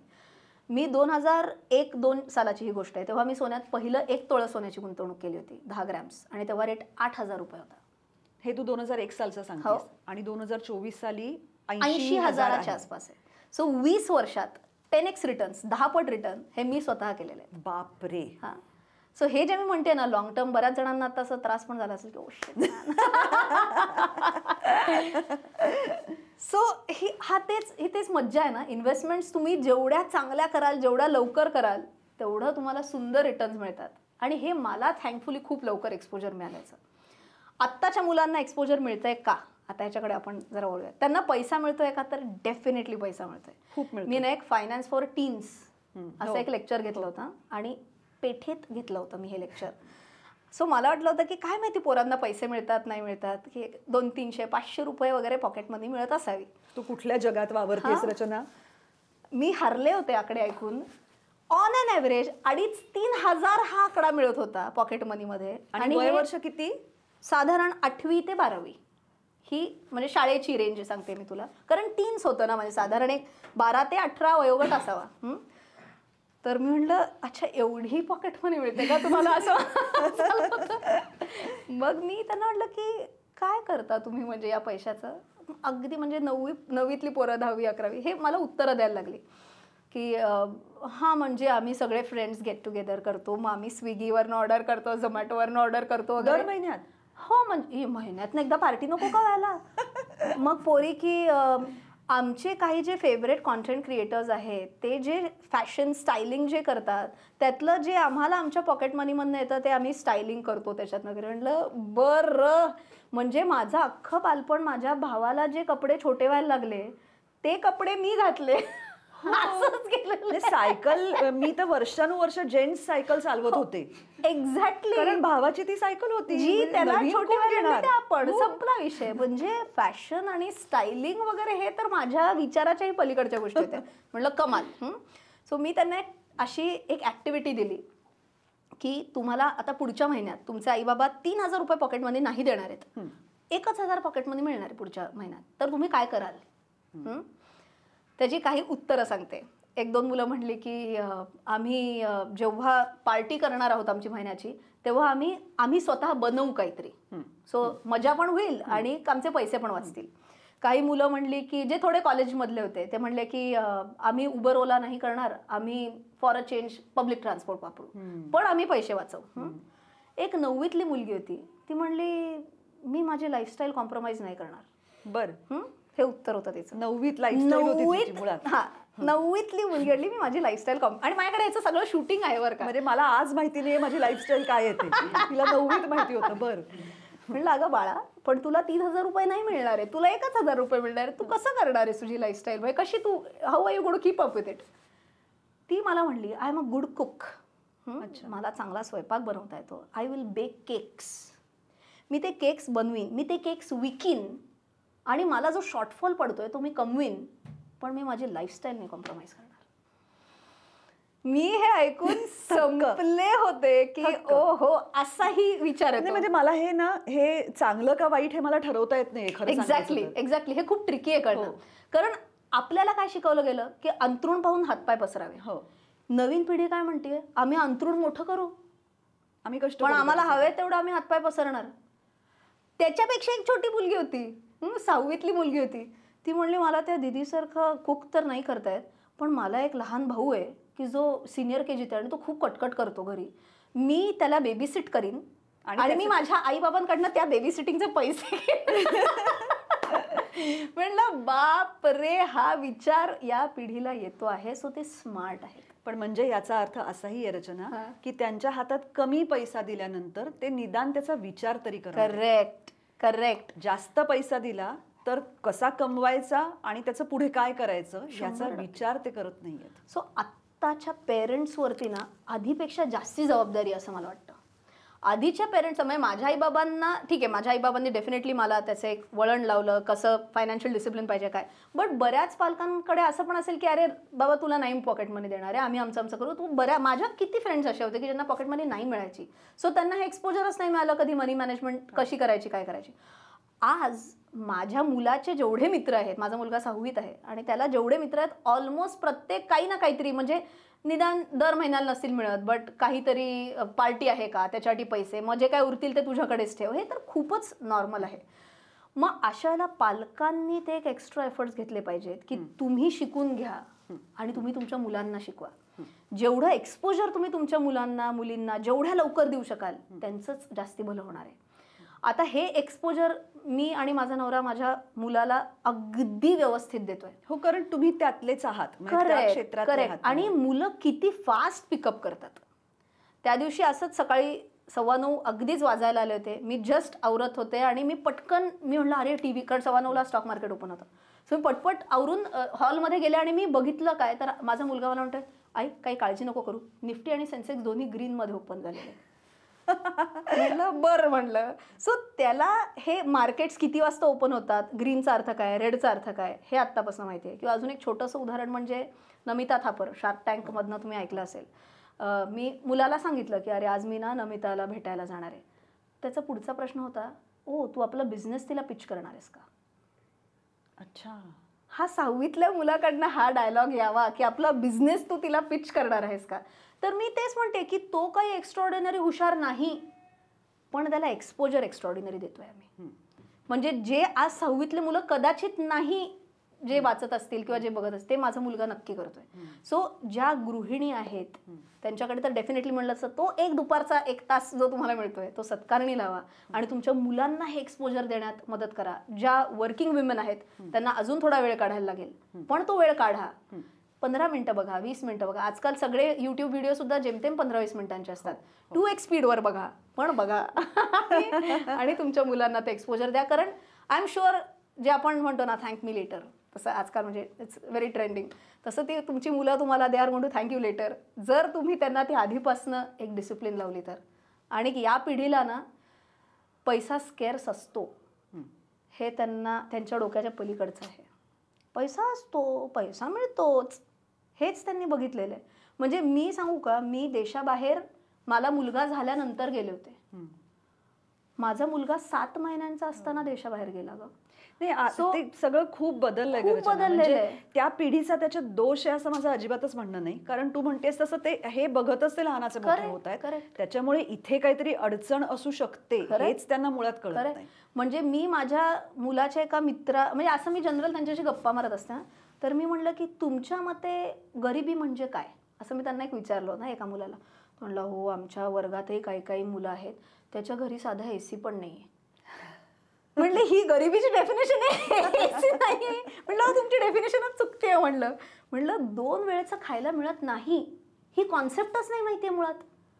सो परत मी म्हणलं असं पेरेंट्सलाच हा एफर्ट्स म्हणजे हा एक एक्स्ट्रा एफर्ट घ्यायला लागणार आहे की काय असते गरिबी, तुम्ही काय स्ट्रगल करून वरती आलाय, तुमच्या आजी आजोबा काय स्ट्रगल करून वरती आलेलं आहे. आणि मी तर म्हणते आत्ताची पिढी इतकी लकी आहे की त्यांना बेस तर सेट आहेच, बेसच्या वरचं जे काय आहे तेही सेट आहे बऱ्याच केसेसमध्ये. टिकवून तरी ठेवा. हो. आणि तुम्हाला टिकवता जरी आलं ना तरी सुद्धा तुम्ही जिंकलेलं आहे. आणि इनफॅक्ट या पिढीला हे एक लीजर आहे की ते त्यांची हॉबी सुद्धा करिअर म्हणून परस्यू करू शकतात. हो बरोबर. म्हणजे माझी गाण्याची खूप हॉबी होती लहानपणी. अगं तू उत्तम गाते, हॉबी काय मला माहिती आहे. पण त्याच्यात करिअर नाही करायचं हे माझ्या आईबाबांनी डे 1 पासून सांगितलं होतं. कारण गाण्यात करिअर करून पैसे मिळतील का नाही माहित नाहीये, तू अभ्यास कर, तू शिक, मग तुला नोकरी तरी लागेल. पण आज जर एखादी मुलगी चांगली गात असेल, आईबाबांनी एवढं सेट करून ठेवलेलं आहे की तुम्हाला ती हॉबी परस्यू करता येण्यासारखी ॲटलिस्ट एक स्टेज आहे. मी नाही म्हणत सगळ्यांकडे नाही म्हणत, बट बऱ्याच केसेसमध्ये आहे. सो तुम्ही त्याची एक जाणीव ठेवा की आईबाबांनी हे केलेलं आहे तुमच्यासाठी, आणि ॲटलिस्ट मी म्हटलं असं टिकवून ठेवा, अजून थोडं बिल्ड करा, वाय नॉट. मग तुझ्याकडे जी टीम आहे त्याच्यामध्ये तू काय बेसिसवरती लोकांना एम्प्लॉय करतेस? कारण माझ्या एका मैत्रिणीकडे ऑल विमेन टीम आहे. क्या बात आहे. सो माझ्याकडे अनफॉर्च्युनेटली ऑल विमेन टीम नाही आहे, पण आता माझ्याकडे डिपार्टमेंट्स वेगळे वेगळे आहेत. म्हणजे एक रिसर्चचं डिपार्टमेंट आहे, एक ऑनबोर्डिंग म्हणजे सेल्स म्हणू शकतो आपण, ते एक डिपार्टमेंट आहे, एक सोशल मीडियाचं डिपार्टमेंट आहे, एक एडिटिंगचं एक आहे, वेगळे डिपार्टमेंट्स.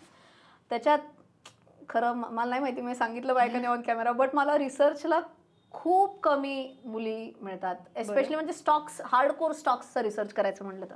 म्हणजे सपोज मी एक 50 इंटरव्ह्यूज घेतले असेल तर 50 पैकी एखादी मुलगी लकीली मिळाली तर मिळाली. बरं, असं झालेलं आहे. मुलं कम्पॅरेटिव्हली जास्ती पटकन मिळतात जे स्टॉक्स फॉलो करत असतात. म्हणजे मी खूप वेळेला बेनिफिट ऑफ डाऊट पण देत असते की चला त्या निमित्ताने एखादी मुलगी अजून शिकेल, चांगलं हे करेल. बट आजपर्यंत माझ्या मते माझ्या रिसर्च टीममध्ये टोटॅलिटीला 3 का 4 मुली होत्या, बट मुलं त्या तुलनेत खूप जास्ती मिळाली.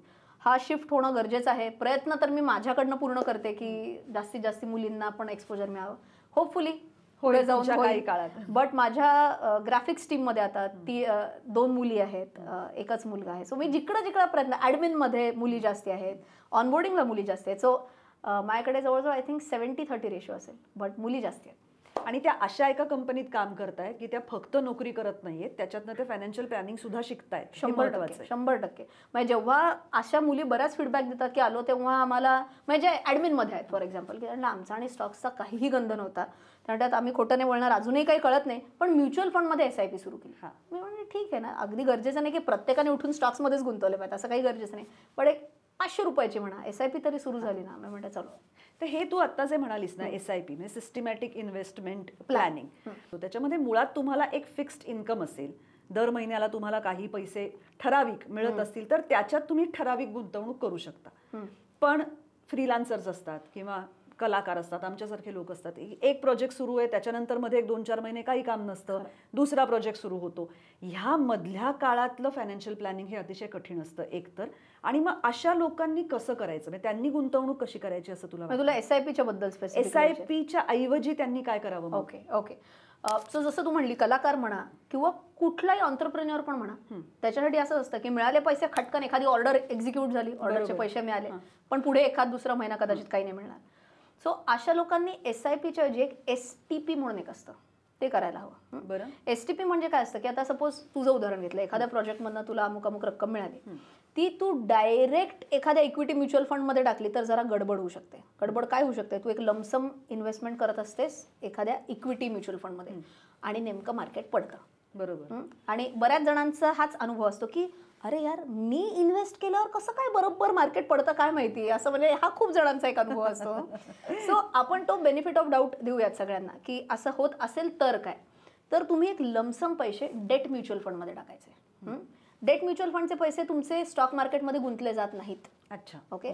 ते थोडे फिक्स्ड रिटर्न्स जे देतात, म्हणजे बॉन्ड्स वगैरे ऐकले असतील प्रेक्षकांनी तर, नाहीतर एक सोपं उदाहरण जे नाहीये डेटचं, बट FD मध्ये कसं असतं, बरोबर, की एक जनरली एवढे पैसे मिळतात. FD ला तर खात्रीशीर मिळतात की 6% म्हणा 7% म्हणा. बॉन्ड्समध्ये तुम्हाला एक साधारण तेवढे पैसे मिळतच असतात. ओके.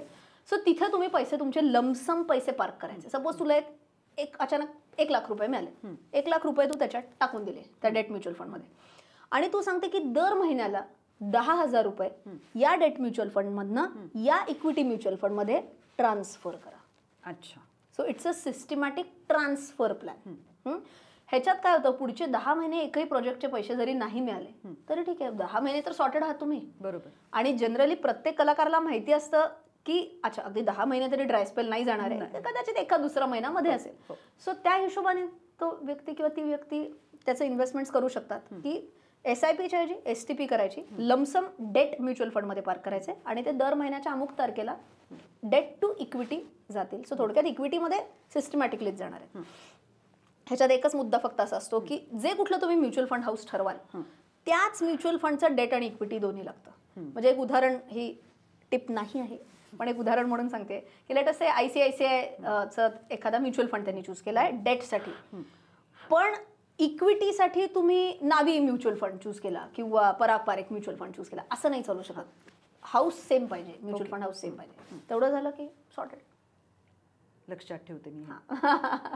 बरं, एक मला तुला थोडं असं विचारायचं आहे की हल्ली काय झालंय, मगाशी जे आपण मुलांविषयी बोलत होतो, किंवा पैसा खर्च करण्याचे मार्ग सुद्धा सोपे झालेत. डेफिनेटली. आता आपल्याला मुळात बँकेत जावं लागत नाही. आता सगळं ऑनलाईन झालंय. खरंय. बँकिंग सुद्धा सगळं ऑनलाईन झालंय. हातात क्रेडिट कार्ड झालेत, डेबिट कार्ड झालेत. तुम्ही ऑनलाईन खरेद्या प्रचंड करू शकता. ह्या सगळ्यामध्ये तो पैसा किती भसाभसा जातोय हे कळत नाही. हे कसं थांबवावं, हा खर्च होऊ नये यासाठी काय करावं? म्हणजे असं मला एकदम बॉलिवूड स्टाईल मध्ये प्यार कब कैसे हुआ पता ही नहीं चला, तसा पैसा कब कहाँ गया पता ही नहीं चला. महिन्याच्या शेवटी क्रेडिट कार्डचं बिल येऊन लक्षात येतं की ह्याच्या आधी आपण महिनाभर एवढा खर्च केला, आणि असं बऱ्याच जणांचं होतं. तर त्याला काय करावं? ह्याला शिस्त, एवढं एकच उत्तर आहे. शिस्त इन व्हॉट सेन्स सांगते. पहिल्यांदा जोर का झटका जोर से लगा तरी चालेल, एकदा बसू दे फटका, कळेल काय होतंय. मी माझ्यासाठी आजही ही मी शिस्त बाळगते. आपल्या आई वडिलांनी काय केलं, मला तरी आठवते माझी आई काय करायची, कुठलाही खर्च केला तरी ती डायरीत लिहून ठेवायची की किराणा मालासाठी एवढे पैसे लागले, अमुक अमुकसाठी एवढे पैसे लागले. आजकाल आपण काही डायरी मेंटेन नाही करणार आहे, सगळंच जीपेच्या थ्रू होत आहे किंवा काय what ever app they are using. पण प्रत्येक ॲपमध्ये जेव्हा तुम्ही स्कॅन करता आणि तुम्हाला तिकडे अमाऊंट टाकायची असते, त्याच्या खाली ॲड नोट असं येतं. मी न चुकता तिकडे मी नोट ॲड करते की मी हा कशासाठी केलेला खर्च आहे. ओके. सो फॉर एक्झाम्पल मी पार्टीला गेली असेल, सो सिम्पल मी काय सांगते माहिती आहे का, ज्यांना प्रत्येक वेळेला टाईप करायचंही, मला असंही सांगतात एवढ्या वेळेला कोण टाईप करत बसणार. म्हणलं बरं ठीक आहे, त्याच्यातही सोपं सांगते. नीड्स आणि वॉन्ट्स म्हणजे काय गरजेचं होतं आणि काय मी मला हवंय म्हणून केलं. ह्याच्यासाठी A आणि B एवढं तरी नॉमेनक्लेचर द्या. एक गरजांसाठी मी केलं तर A, आणि मी माझी आयुष म्हणून केलं तर B. सो प्रत्येक वेळेला तुम्ही स्कॅन करताय ना A किंवा B, एवढा एक अल्फाबेट टाईप करायचे कष्ट आपण घेऊ शकतो, नक्की सगळेच घेऊ शकतो, राईट. आणि महिन्याच्या शेवटी गुगल पे सारख्या ॲप्समध्ये तुम्ही फक्त A सर्च केला तर तुम्ही या महिन्यात A साठी किती खर्च केलेला आहे हे समोर स्टेटमेंट येतं तुम्हाला. म्हणजे ते सगळं ते एक्सेलमध्ये वगैरे मांडायची गरज नाही. तो तुम्ही बघा तुम्ही किती खर्च केलेला आहे, B साठी किती खर्च केला आहे बघा, आणि मग तुमचं तुम्हाला लक्षात येईल की कुठे खर्च जास्ती झाला आणि कुठं खर्च कमी झाला. जेव्हा तुम्हाला त्याची जाणीव होईल ना की ओ हे थोडं जरा जास्तीच झालं, तर मग तुम्ही नेक्स्ट महिन्याला तो, मग ती जाणीव तरी होईल. म्हणून म्हटलं एकदा झटका बसायचा बसू देत. सेकंड टाइम तरी ती जाणीव होईल की अच्छा हे जरा जास्ती झालंय, आय नीड टू कंट्रोल दिस. आणि जर ती जाणीव नाही झाली ना तर ती आयुष्यात फार उशिरा जाणीव येऊ शकते. असेच म्हणजे आता बऱ्याच ॲक्टर ॲक्ट्रेसेसची पण मराठी ह्याच्यातल्या ओळखी आहेत मग ॲटलिस्ट. त्यातला एक व्यक्ती मला सांगत होता की बऱ्याच वेळेला ॲक्टर्सच्या आयुष्यात तरी असं होतं की सुरुवातीला जेव्हा आपण तरुण असतो तेव्हा लीड रोल्स मिळत असतात. मग हळूहळू वय जसं वाढत जातं तसं मग साईड रोल्स मिळायला सुरुवात होतात. आणि जे तुम्ही कमवू शकता, जे तुमची क्रीम इयर्स ऑफ अर्निंग असतात, तेव्हा ती अक्कल नव्हती म्हणले मला की मी हा एवढा मला पैसे मिळतोय तर मी एवढा पैसे बाजूला ठेवायला पाहिजे होते, त्याच्यात मी आज कुठे गेलो असतो. सो ती जाणीव तुम्हाला एवढ्या उशिरा यायला हवी आहे का? नाही, कला क्षेत्राचा तो एक छोटासा प्रॉब्लेम आहे रचना. म्हणजे छोटा नाहीये खरं तर, मोठा प्रॉब्लेम. त्यांनी तर मला सांगितलं की ही रड सगळ्यांचीच आहे, हा मी एकटा नाहीये. कारण काय होतं की जेव्हा पैसा हातात येतो ना लोकांच्या, सुरुवातीच्या काळात स्पेशली, तेव्हा त्यांना तो दाखवणं ही एक गरज वाटते. खरंय. ती लाईफस्टाईल जी तू मगाशी म्हणालीस ती अचानकपणे त्यांची लाईफस्टाईल बदलते. त्यांच्याकडे प्रचंड मोठ्या गाड्या येतात, त्यांच्याकडे उत्तमोत्तम कपडे येतात, ते फोटोग्राफर्सचे पैसे येतात, ते सगळं यु नो द वर्क्स. आणि त्यातून कधी बाहेर पडायचं हे कळत नाही. मीनवाईल तू म्हणतेस तसा तो ड्राय स्पेल येतो. खरंय. आणि मग जे समोर येईल ते काम घेण्याकडे लोकांचा कल वाढतो, ज्याच्यातनं तितके पैसे मिळत नसतात जितके आधी मिळत असतात. असं ते दुष्टचक्र एक सुरू होतं. एक्झॅक्टली. आणि म्हणूनच माझा हा प्रश्न होता की मग काय करावं त्यासाठी. ह्याच्यासाठी काही बोल्ड पावलं उचलायला लागतात अगं. म्हणजे मी पण हे सांगू शकते की फायनान्सच्या क्षेत्रामध्ये सुद्धा म्हणजे असं वाटू शकेल की हे इथं काय दिसण्याचं महत्व आहे, पण तू बिझनेस न्यूज बघ. बिझनेस न्यूजमध्ये ज्या ज्या व्यक्ती असतात त्या सगळ्या एकदम टिपटाप खटाखट एकदम फोटोशूट्स आणि सगळं तेही पैसे भरपूर खर्च करतात. मग मी हे एक बोल्ड स्टेटमेंट, मला पण हे सुरुवातीला विचारायचं की म्हणजे मला हे विचारलं बरं का सुरुवातीच्या इंटरव्ह्यूजमध्ये की तुम्ही म्हणजे यू रिपीट सेम क्लोथ्स किंवा तुम्ही तुमचं मेकअप तेवढा हे नसतो. म्हणलं जे लोक माझा मेकअप बघायला येतात ना त्यांच्यासाठी मला काही बोलायचं नाही आहे. आणि माझा तो विषयच नाही, तो माझा विषय नाही आहे. तुम्ही माझी बुद्धी आहे का आणि मला जे काय माहिती आहे ते तुमच्यापर्यंत पोहोचवणं हे माझं काम आहे. अगदी खरं. ओके. सो मी माझ्या कामाकडे फोकस करते. ज्यांना म्हणजे ह्याचा अर्थ असा नाही की मी गबाळं राहायला पाहिजे. बेसिक लेवल ऑफ प्रेझेंटेशन माझं असेल तर मला नाही फरक पडत की मी ते कपडे रिपीट करते का नाही. मग त्यांनी मला सांगितलं होतं की आजकाल OOTD असं म्हणतात. हो, आउटफिट ऑफ द डे. त्याचं मी एक वेगळीच परिभाषा केली आहे. माझं OOTD म्हणजे आउटफिट ऑफ द डेकेड असतं. ओके. मी आता हाच कोट म्हणजे हा कोट तू माझा जनरल आहे गंमत म्हणून तू सर्च केला कमीत कमी 50 व्हिडिओमध्ये हा घातलेला असेल. म्हणजे आता त्याची कण मात्र लाज वाटत नाही. उलटा हे असेल, लोकांना असं वाटत असेल की रचनाला हा कोट लकी वाटतो म्हणून ती तो घालते सगळीकडे, असा त्याचा एक वेगळा अर्थ काढतील. वाय नॉट, काढू देत पण पैसे वाचवा. हो, पण म्हणजे मला ह्याचंही कौतुक वाटलं रचना. मी खरंच प्रामाणिकपणे सांगते की आज इथे या मुलाखतीला तू 2 व्हीलरवरनं टूर करत आलीस. म्हणजे तुला काय शक्य नाही का गाडीने येणं, पण तू ते प्रिफर केलंस. 100%. मी एक वाक्य कायम सांगते की श्रीमंत दिसण्यापेक्षा श्रीमंत असणं महत्वाचं असतं. सो लेट पीपल कीप गेसिंग. माझ्या इंटरनेटवरती माझ्या नावानेच खूप सर्चेस आहेत की Rachana Ranade net worth, Rachana Ranade how much does she earn, आणि अगदी 1 करोडपासून 50 करोडपर्यंत वेगळे वेगळे आकडे सापडतील. म्हटलं लेट देम कीप गेसिंग. माझं मला माहिती आहे, मी इन्कम टॅक्स डिपार्टमेंटला माहिती आहे मी किती कमवते. तर मी परत त्या मगाच्या प्रश्नाकडे येते की हातातलं कार्ड पटकन स्वाईप करणं, करेक्ट, कुठेही जाऊन पटकन जीपे करणं, हे आता सोयीचं झालंय, पण त्याच्यामुळे खरंच पैशाला पायही फार जास्त फुटले. खरंय. तर हे कसं थांबवावं? नाही, मी मगाशी उत्तर दिलं तेच की ह्याला डिसिप्लिन हा एकच मार्ग आहे. म्हणजे एकदा कधीतरी मागे असं बोलता बोलता आमच्या मैत्रिणींच्या असं लक्षात आलं होतं की कुठल्याही हल्ली साईटवर ना आपण आपल्या क्रेडिट किंवा डेबिट कार्डचे नंबर ठेवलेले असतात. सो त्याला आम्ही काय म्हणतो माहितीये का, ऍड बॅरियर्स. अच्छा. सो मी म्हणते ऍड बॅरियर्स. बरं. म्हणजे काय, आता जर माझे क्रेडिट कार्डचे डिटेल्सही तिकडे टाकून ठेवलेले असतील ना तर माझ्यासाठी फक्त परचेस किंवा स्वाईप किंवा व्हॉट एव्हर करायचंय, OTP याला टाकायचं, संपला विषय. मी म्हणते ज्यांना खरंच सुधारायची इच्छा आहे ना ते कार्ड डिटेल्स डिलीट करा पहिले.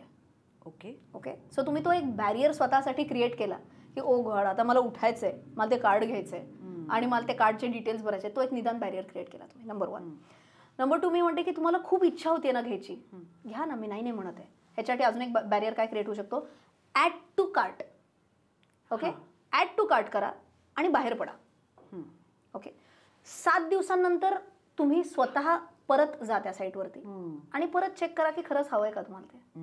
ओके.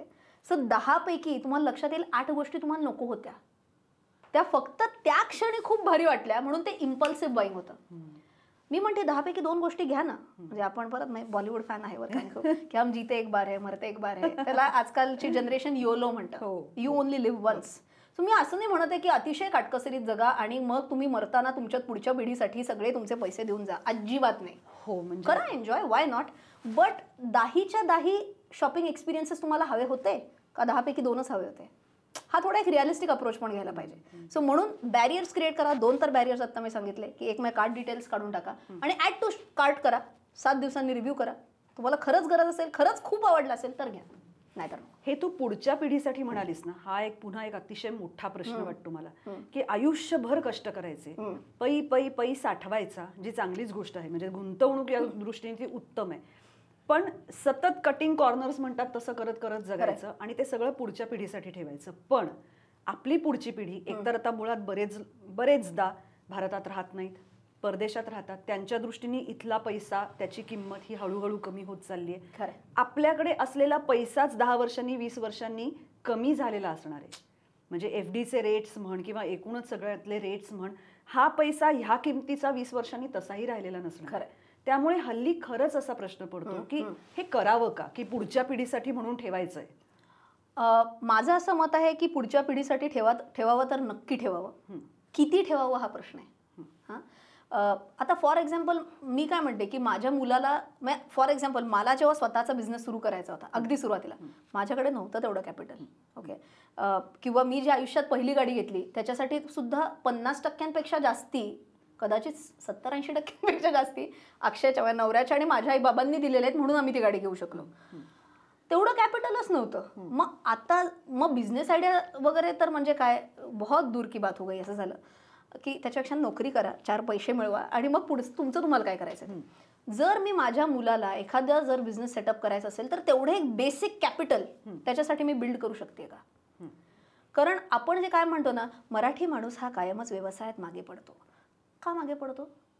कारण मारवाड्यांकडे, गुजरात्यांकडे ते जे म्हणतात ना त्यांच्या रक्तातच बिझनेस आहे. नाही, त्यांच्या रक्तात बिकतात बिझनेस नसतो. त्यांनी पिढ्यानपिढ्या बिझनेस केलेला बघितलेला असतो. त्यांनी पिढ्यानपिढ्या ते अनुभवलं असतं की बिझनेस करणं म्हणजे काय असतं. एक कॅपिटल हातात खेळतं असतं आणि त्याच्यातनं त्यांच्याकडे ती एक रिस्क टेकिंग कपॅसिटी येते. मराठी माणसाकडे मुळात पैसाच बऱ्याच जणांकडे, कारण नोकरी केलेल्यांचं प्रमाण जास्ती असतं बिझनेस करणाऱ्यांपेक्षा. सो आजचे जे पेरेंट्स आहेत त्यांनी किती ठेवावं, तर मी म्हटलं असं एखादी बिझनेस आयडिया जर त्यांना सुचली तर निदान एक स्टार्ट कॅपिटल तरी त्यांच्याकडे असावं. एवढं जर ते एक डिफाईन करू शकले. हा अर्थात हा आकडा खूप वेग असू शकतो, हे मीही मान्य करते. तुमच्या थॉट प्रोसेसनुसार, तुमच्या कुवतीनुसार तुम्ही तेवढं कॅपिटल बाजूला करून ठेवा की त्यांना एक किकस्टार्ट मिळू शकेल. बाकी करू देत त्यांना कष्ट, सगळंच थाळीत सजवून द्यायची काही गरज नाही. मग त्यांना ऍस्पिरेशन्स कुठून येणार? जर मी सगळंच माझ्या मुलाला आयुष्य आरामचं सगळं दिलं तर त्याला का वाटेल मी काय वेगळं करायला पाहिजे? त्याला काहीतरी एक टार्गेट तरी दिसलं पाहिजे ना. सो तेवढे ठेवा, बाकी मज्जा करा. पण तुझं जे बिझनेस तू हे केलास त्याच्यामध्ये सोशल मीडिया किंवा मीडिया माध्यम, दृश्य माध्यम याचा एक खूप मोठा वाटा आहे. आणि मला आठवतंय त्याप्रमाणे तू पहिल्यांपैकी होतीस ज्यांनी या माध्यमाचा अशा पद्धतीने वापर करून घेतला. आणि आपण बहुतेक वेळा या माध्यमाला शिव्या घालतो किंवा नावं ठेवतो की सोशल मीडिया आणि ह्या सगळ्यामुळे लोकांचा कसा वेळ वाया चाललाय वगैरे वगैरे, पण त्याची चांगली बाजूही आहे. नक्कीच. म्हणजे सुरुवातीला परत थोडंसं इन्व्हेस्टमेंटचं बोलायला झालं तर सुरुवातीला परत पैसे नव्हते तर मग काय, तर मला अगदी आठवतंय की मी माझ्या मोबाईलमधनं असे शूट केलेले व्हिडिओज आणि असं करून अख्खा व्हिडिओ असा शूट केलेला आहे. म्हणजे असं वाटतं की मी कुठल्या तरी बोटीत वगैरे बसून केला असावं का काय, इतपत घाणेरडी स्टॅबिलिटी हाताला. किंवा कोणी शिकवलं नव्हतं आता इथं चांगले लाईट बीट आहेत की कसे लाईटिंग. माझ्या मागे एक बल्ब असायचा, म्हणजे माझ्या डोक्याच्या भोवती वलय असलेले सुद्धा काही व्हिडिओज आहेत सुरुवातीला की काय लाईटिंग काहीच माहीत नव्हतं. बट स्टार्टिंग इज इम्पॉर्टंट की तुम्ही काय किती भारी दिसताय आणि कायपेक्षा तुम्ही काय डिलिव्हर करताय इज व्हेरी इम्पॉर्टंट. सो तिथनं सुरुवात केली, हळूहळू करत लक्षात यायला लागल्या गोष्टी, थोडे पैसे मिळायला लागले, तिकडनं अपग्रेड केलं, आज एक साऊंड प्रूफ स्टुडिओ बांधून घेतला स्वतःच्या ऑफिसमध्ये. सो ही हळूहळू जर्नी झाली. पण हे का सगळं करू शकले? आज लोकांना वाटलं की आपण शिकावं, मला एक माध्यम मिळालं लोकांपर्यंत पोहोचण्यासाठी म्हणून हे करता आलं. आणि माझं असं खूप ठाम मत आहे की तुम्ही लोकांना एक्सपिरियन्सेस द्या, आवडतील लोकांना ते एक्सपिरियन्सेस. म्हणजे आत्ता ना मध्यम अगदी मी कौशिकी चक्रवर्ती माझ्या खूप फेवरेट गायक आहेत, त्यांचं एक रील होतं हे की ना कलाकाराला हे कळायला पाहिजे की you are above the audience. ऑडियन्सला काय पाहिजे हेच जर तुम्ही दिलं तर मग तुमची आणि त्यांची लेवलच सेम झाली ना. तुम्ही कलाकार म्हणून त्यांच्यापेक्षा वरती आहात, त्यांना तुम्ही एक एक्सपिरियन्स द्या, त्यांना तो कळेल ओ असंही असतं, मग ते लेव्हल अप होतील आणि they will start appreciating it. तसं सोशल मीडियामधनं जर मी एवढंच सांगत राहिले की तुम्ही FD मध्ये पैसे गुंतवा तुम्ही, मग मी त्यांना हवंय मी त्यांना तेच दिलं ना, मग मी काय वेगळा एक्सपिरियन्स क्रिएट केला त्यांच्यासाठी. जेव्हा मी त्यांना सांगितलं अच्छा म्युच्युअल फंड म्हणून पण असतं बरं का, मग SIP आणि लमसममध्ये फरक असतो बरं का, SIPच नसतं तर STP पण असतं आणि SWP पण असतं बरं का, हे जेव्हा त्यांना मी वेगवेगळ्या एक्सपिरियन्सेसला एक्सपोजर द्यायला लागले, त्यांनाही कळायला लागलं ओ असं पण असतं.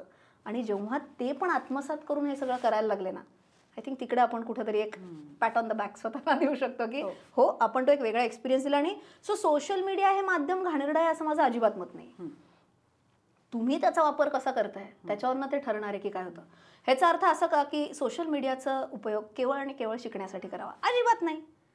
मी म्हणलं असं मी पण खूप गोष्टी वायफळ बघ, म्हणजे माझे असे 2 एक्स्ट्रीम्स आहेत, इन्व्हेस्टमेंट महाराष्ट्राची हास्य जत्रा. पण मला खूप छान वाटतं, म्हणजे अतिशय वायफळ जेव्हा मी जोक्स ऐकते किंवा म्हणजे समीर चौगुलेने एखादा मारलेला पंच, नमाने एखादा मारलेला पंच, मला एकदम फ्रेश वाटतं. किंवा कौशिकीची गाणी आहेत, आर्याची गाणी आहेत, असे काही एकदम छान फ्रेश वाटतं. सो एक ब्रेक म्हणून पण सोशल मीडिया घ्यावा, एक ज्ञानात तुमची वाढ झाली पाहिजे म्हणून पण सोशल मीडिया घ्यावा. तुम्ही परत तेच डिसिप्लिन, तुम्ही चांगल्या पद्धतीत जर तो कॉन्टेंट कन्झ्युम करत राहिला ना, तुम्हाला त्याचा फायदाच होणार. बरं, आता एक शेवटचा प्रश्न माझ्याकडून, तुला अजून काही अनुभव शेअर करायचे असेल तर प्लीज कर.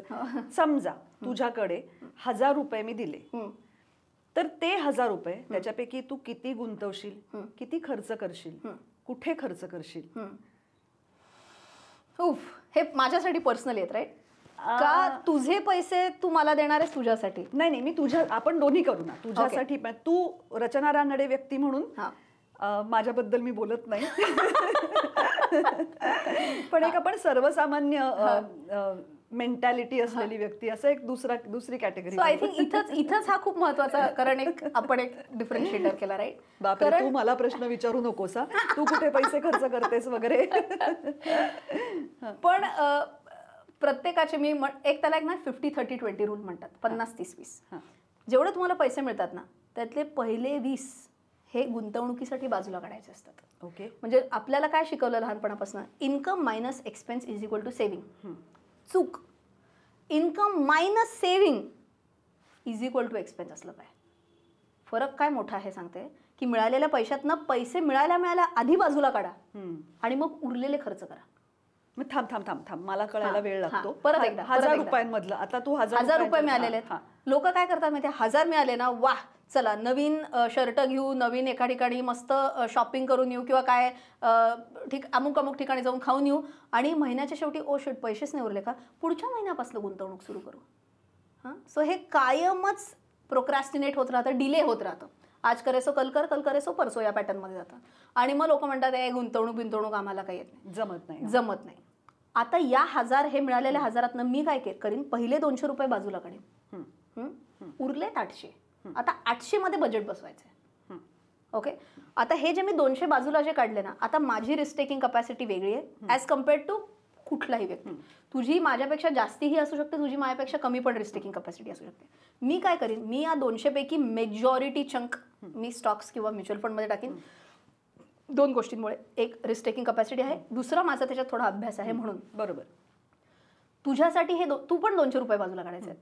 त्या 200 पैकी तुझी रिस्क टेकिंग कपॅसिटी बघून तू किती म्युच्युअल फंड मध्ये टाकणार आहे. म्हणजे रिस्क टेकिंग कपॅसिटी पेक्षा मला असं वाटतं की कम्फर्ट किंवा नसलेली माहिती, त्याच्यामुळे. पण नसलेली माहितीमुळे मी परत विलिंगनेसकडे आले आणि मग परत कॉन्टेंट कन्झम्पशन. मी आत्ताची परिस्थिती म्हणते. तर इन दॅट केस मला असं वाटतं की बरेच जण हे थोडेसे ट्रेडिशनल पद्धतीकडे जातात, म्हणजे FD, आणि मग थोडेसे पैसे म्युच्युअल फंड्स. काही नाही होणार मग.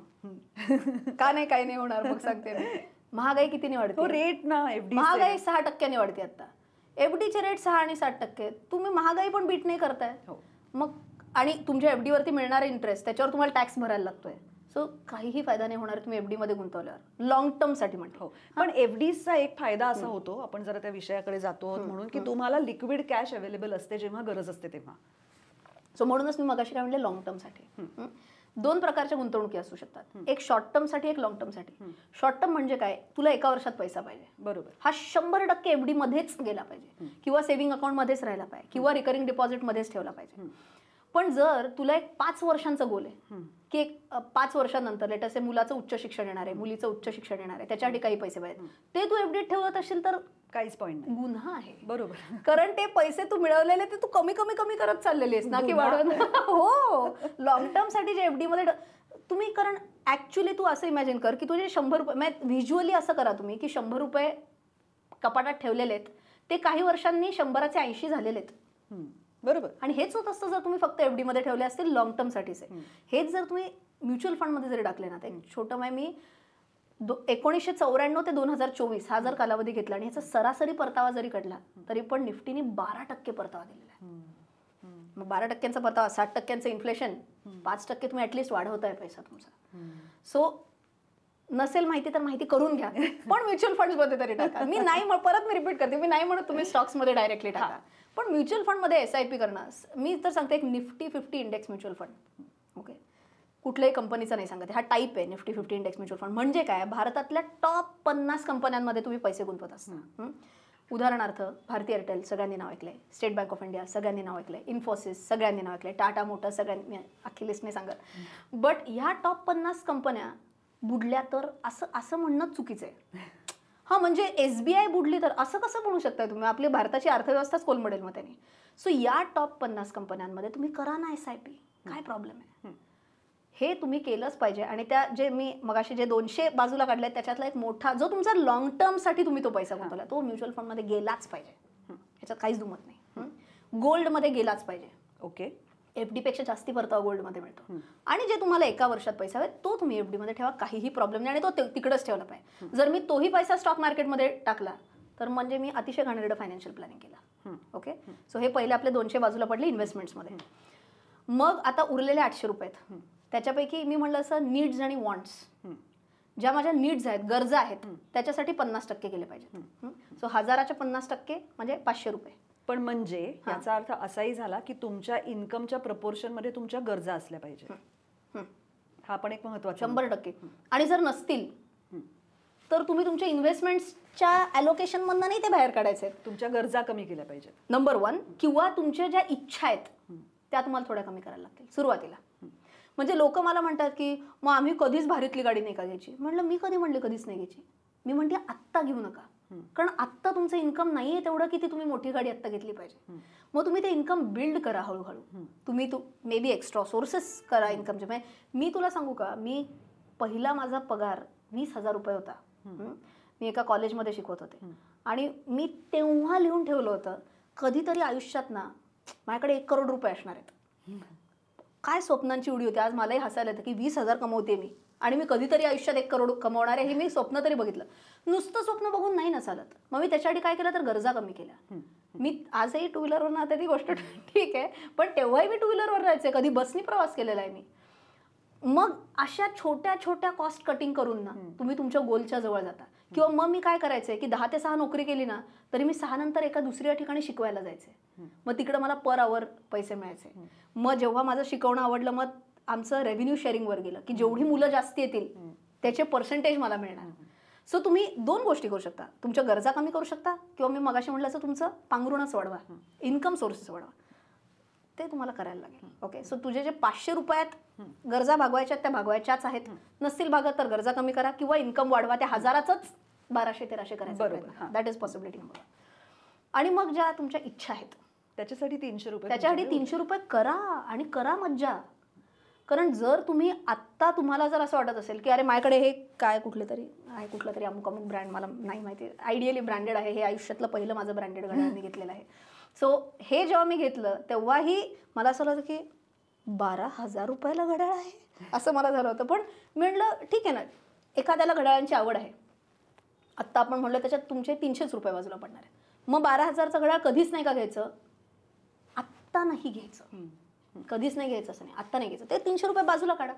त्याच्या तुम्ही पैशांची गुंतवणूक हळूहळू करत राहा आणि जेव्हा तुमचे 12,000 साठतील तेव्हा हक्काने ते घ्या आणि ते मिरवा की मी काही माझे खर्च कमी केले, मी शिस्तीने इन्व्हेस्टमेंट्स केल्या आणि हे त्याच्यातनं आणलेलं घड्याळ आहे.